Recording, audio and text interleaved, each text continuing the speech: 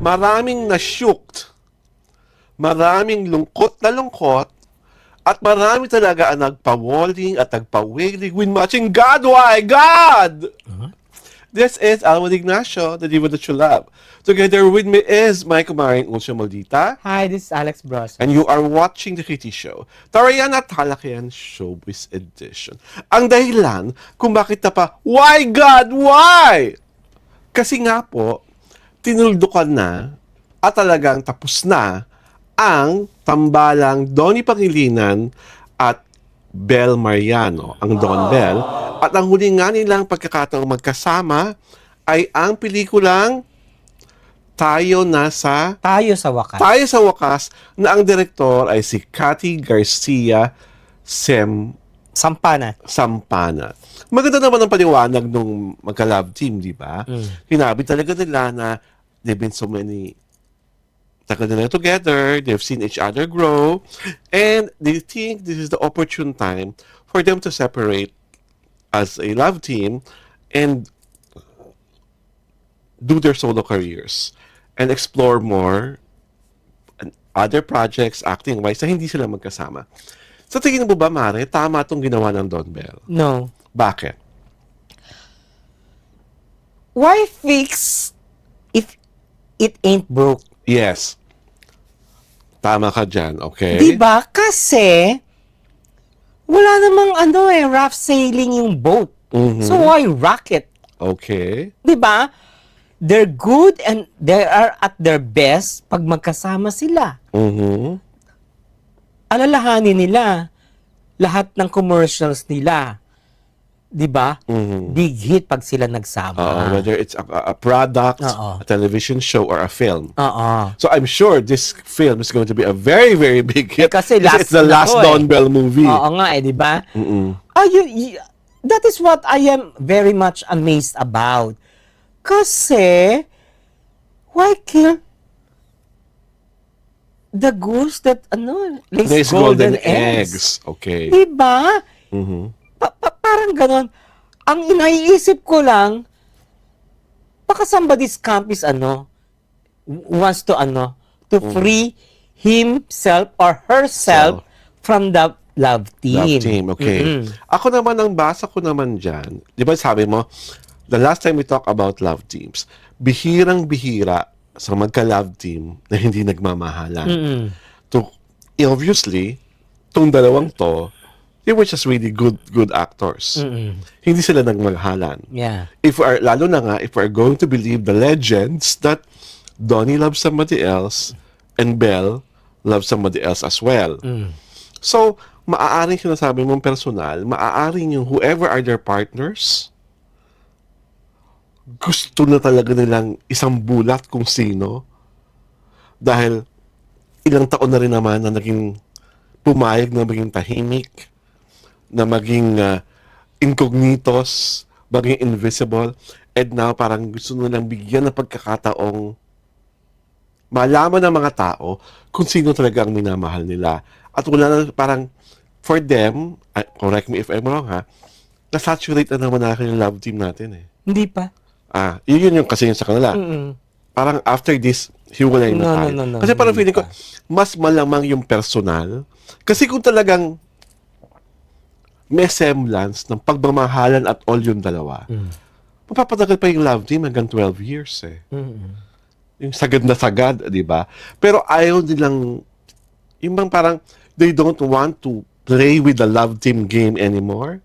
Kasi nga, whatever are their personal feelings are already, aminin man nila o hindi, at maaari rin naman akong mali, suffocate na sila sa love team.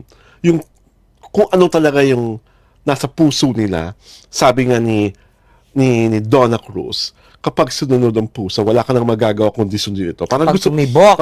Parang yun ang gusto na nang gawin na. Sa tingin mo, yung mga solo projects nila after this last movie will be a hit? Hindi. Hindi. Bakit? Kasi they were Hit so, hit yung pelikula ni Belle, Pero kasama niya si Joshua. It's all because maraming factors yun. There's Maricel Soriano, there's Joshua Garcia, the movie has Piolo Pascual, nandun pa si J.K. Labajo, tapos the movie pa is very appealing sa mga mothers. And then, saka, Diba? malaking factor rin na mahusay si Belle sa pelikula. Malaki din yung fandoms niya pero doon.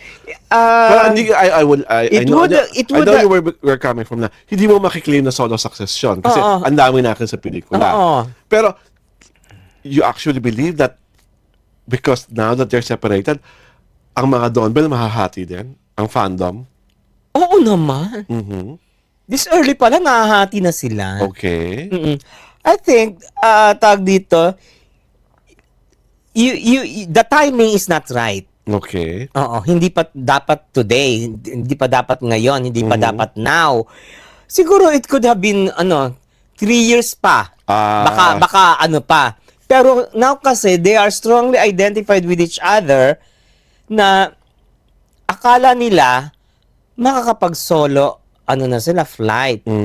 Not knowing that their career trajectory is not independent in itself na kakayanin na nilang mag-solo. Well, that's the gamble they took. Oo. I hope ako kasi sa akin, I support people who would like to go out of their templates, of their boxes, and then it's a risk. And also, I'd rather have them, mas gusto ko yung ganito naka-honest, kaysa yung we'll play it to everyone, to act as if they're like lovey-dovey to each other, yung pala they already hate each other's guts. Ayaw niya na, kaya parang... Alam mo, isa lang titingnan mo kung sino successful sa ganyan Si John Lloyd Tabea. They were never an item. They were never sweethearts. They were never a couple. Pero each time na lumalabas sila sa movie, taobang lahat. Di ba? Wasak ang lahat. Di ba? But kasi pero sila? What is good kasi about John Lloyd and Bea is because from the beginning, they never fooled people. Hindi na binola ang mga tao bakit na... ito? Hindi rin naman nila binola yun nga, alam nila, magkalapit na sila. So, kaya nga, they can what's the difference? They can also replicate whatever is the success of John Lloyd and Bea. Diba? Dapat ganun din ang ginagawa nila. Alam mo, ang repercussion nito, you had it so fast. Dapat inano nyo pa, pinaalagwa nyo pa ng todo. Parang saranggola yan Apo kita sa taas na, sa ere na. Okay ka na. Well, valid. Pwede bang umariba ng todo yun Valid naman yung point mo, pero for Donnie and Belle, okay na kami. That's it. You will reap what you sow. Diba? Ganun lang naman yun. The next days after their movie will be exciting times for them.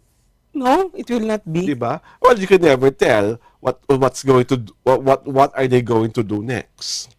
You can never tell. Wala naman tayong parang hawak na bolang kristal. Ang problema lang talaga lagi sa love team, pag nagkahiwalay, marami nang talagang buhay na kasaysayan na mas lagi sumisikat ang babae. Lagi sa kanila kasi yung empathy diba? And sympathy. So Donnie at sa mga career handlers mo, I hope alam nyo yan. Na wala pa talagang lalaking naging part ng love team, na nung humiwalay sa love team, bumonggang-bumongga ang karera. Mas kita nyo pa kay Wawi de Guzman. Mas kita nyo pa kay William Martinez. Mas kita nyo pa kay Sian Lim.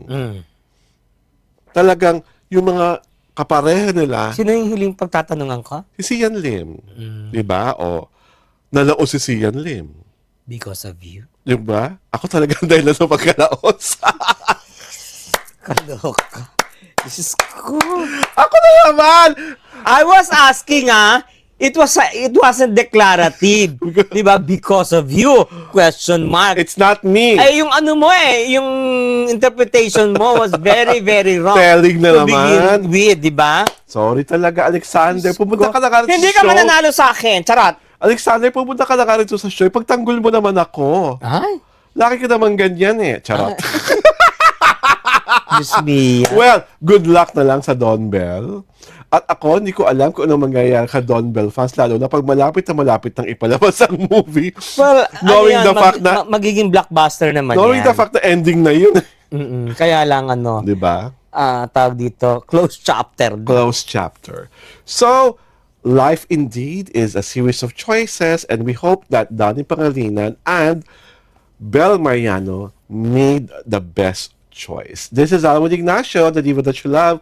Together with me is my kamaring Ultra Maldita. Hi, this is Alex Brosas. And you are watching Kriti Show. Tarayan at Talakian Showbiz Edition.